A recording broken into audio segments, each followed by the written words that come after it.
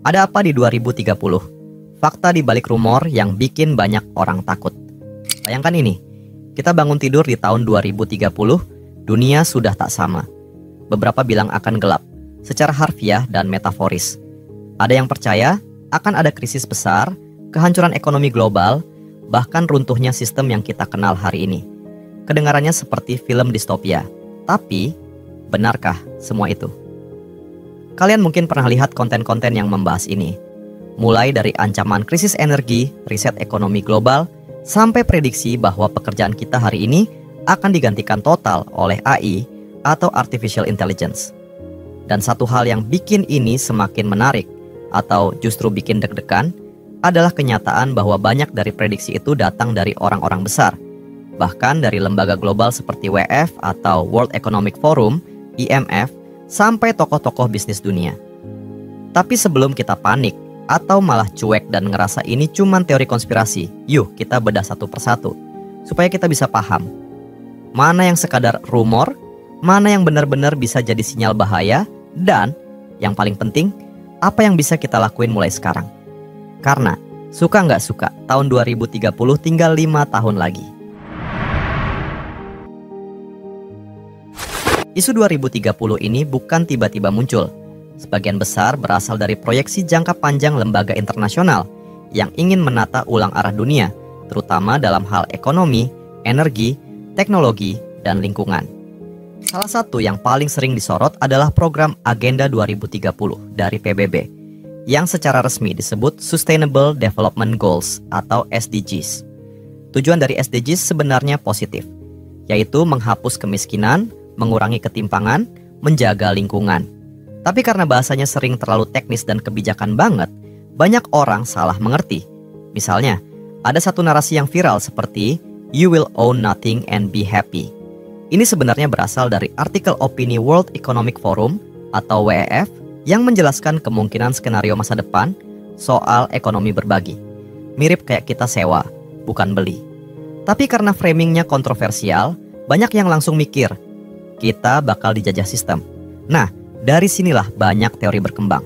Ditambah dengan pandemi, krisis ekonomi global, dan perkembangan teknologi yang pesat. Akhirnya 2030 jadi simbol dari masa depan yang menakutkan. Jadi, apa yang salah dalam narasi ketakutan? Masalahnya bukan di tahun 2030, tapi di cara kita memandangnya.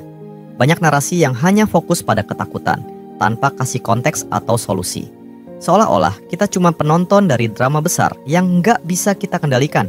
Padahal kenyataannya, kita punya kuasa untuk siap. Kalau kita cuma terpaku pada ketakutan, kita bakal kehilangan arah. Tapi kalau kita ubah rasa takut jadi kesadaran, dan ubah kesadaran jadi aksi, maka rumor bukan jadi ancaman, tapi jadi alarm. Itulah yang membuat kenapa isu ini ramai, karena orang takut kehilangan kontrol.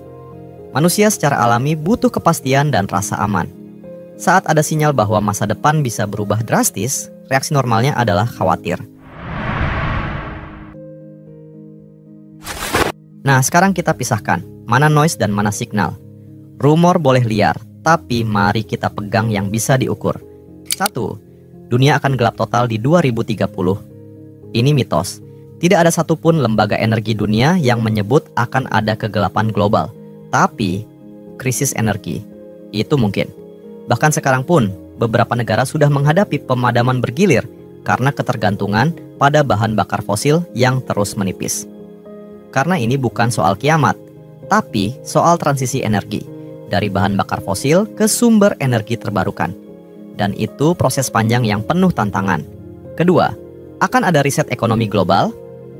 Sebagian benar, tapi bukan berarti semua uang kita akan hangus. Yang terjadi adalah pergeseran cara kerja sistem keuangan, terutama dengan munculnya teknologi blockchain, central bank digital currencies atau CBDC, dan kripto. Banyak negara sudah mulai eksperimen dengan uang digital. Kenapa ini harus dipahami? Karena kalau kita nggak belajar dari sekarang, kita akan jadi penonton ketika dunia berubah. Dan penonton itu nggak pernah punya kuasa. 3. AI akan ambil alih semua pekerjaan. Ini tidak sepenuhnya salah, tapi juga bukan akhir dunia. AI atau Artificial Intelligence memang mulai menggantikan beberapa jenis pekerjaan, terutama yang repetitif. Tapi di sisi lain, AI juga membuka lapangan kerja baru. Alasannya kenapa kita nggak perlu takut? Karena setiap revolusi teknologi memang selalu menggeser pasar kerja, dari zaman revolusi industri sampai internet. Yang penting adalah bagaimana kita adaptasi, bukan menolak. Sekarang mari kita realistis. Apa yang benar-benar mungkin terjadi menuju 2030? Yang pertama, perubahan iklim makin parah. Kebakaran hutan, cuaca ekstrem, gagal panen. Ini nyata. Dan dampaknya langsung ke ekonomi dan kehidupan sosial. Maka nggak heran kalau target-target lingkungan seperti net zero emission di tahun 2030 jadi prioritas global. 2. Teknologi semakin sentral dalam hidup. Dulu, metaverse dianggap hype. Tapi pelan-pelan konsepnya diadopsi ke dalam banyak aspek seperti VR untuk meeting, AR untuk belanja, AI untuk edukasi, bahkan digital identity untuk kesehatan. Alasannya penting diperhatikan karena dunia yang akan datang bukan dunia baru sepenuhnya, tapi versi upgrade dari hari ini. Kalau kita siap, kita akan ikut berkembang. Kalau enggak, kita akan tertinggal. 3. Dunia makin kompleks tapi juga makin terkoneksi. Artinya kita makin mudah belajar, tapi juga makin gampang terdistraksi. Kita punya peluang global, tapi juga harus bersaing secara global. Kenapa ini jadi salah satu tantangan masa depan? Karena anak muda hari ini butuh lebih dari sekadar skill teknis. Kita butuh mental tahan banting dan kemampuan adaptasi. Jadi setelah semua ini, pertanyaannya, kita harus apa? Apa yang harus kita lakukan? Terutama buat anak muda. Langsung saja yang pertama, jangan termakan ketakutan, tapi juga jangan lengah. Hype itu menggoda, tapi kenyataan yang harus kita hadapi. Kita perlu belajar membedakan mana yang clickbait, mana yang insight. Alasannya kenapa ini krusial? Karena mindset kita hari ini akan menentukan cara kita menghadapi masa depan. Panik gak akan bantu, tapi siap itu penting. Kedua, upgrade diri, bukan hanya skill, tapi juga pola pikir. Mulai belajar digital skill dan bangun skill yang gak mudah digantikan mesin, seperti critical thinking, kreativitas, empati, komunikasi, dan kolaborasi. Mentalitas sangat penting karena teknologi cepat berubah. Yang gak gampang diganti sama AI atau artificial intelligence adalah empati, kejelian membaca konteks, dan keberanian ambil keputusan. 3. Siapkan sistem keuangan yang kuat. Mulai punya sistem finansial pribadi seperti dana darurat, belajar investasi, hindari utang konsumtif. Karena ketidakpastian ekonomi butuh sistem keuangan pribadi yang tangguh. Saat krisis datang, bukan yang paling pintar yang bertahan, tapi yang paling siap. 4. Gunakan teknologi sebagai alat, bukan candu. Metaverse, AI, kripto, semua ini bisa jadi peluang besar asal kita gak terjebak jadi konsumennya doang. Karena dunia digital itu seperti pedang bermata dua.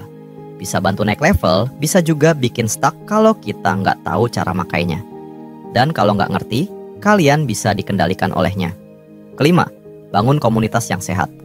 Di masa yang penuh ketidakpastian, support system itu krusial. Teman diskusi, belajar bareng, dan saling dukung. Karena kita nggak bisa berjuang sendiri di tengah dunia yang berubah cepat. So guys, tahun 2030 bukan akhir dunia, tapi juga bukan dunia yang sama. Pilihannya ada di kita. Mau jadi penonton atau pemain. Jangan takut dengan masa depan, tapi juga jangan datang ke sana tanpa persiapan. Mulai dari sekarang, upgrade diri kalian. Bukan buat dunia yang ideal, tapi buat diri kalian yang lebih kuat menghadapi dunia apapun yang akan datang. Semua tergantung dari bagaimana kita menyikapinya hari ini. Bukan soal nanti kita bakal punya apa atau enggak, tapi soal siapa diri kita saat dunia berubah. Dan kalau kalian mulai dari sekarang, siap untuk adaptasi, upgrade diri, dan paham arah dunia, maka apapun yang terjadi nanti, kalian tetap bisa berdiri tegak. Kalau kalian merasa ini membuka sudut pandang baru atau ngebantu kalian berpikir lebih tenang tentang masa depan, jangan lupa bagikan ke teman-teman yang mungkin juga lagi kebingungan soal 2030. Dan kalau kalian udah siap, yuk kita sambut 2030 dengan kepala tegak, hati yang tenang, dan langkah yang jelas.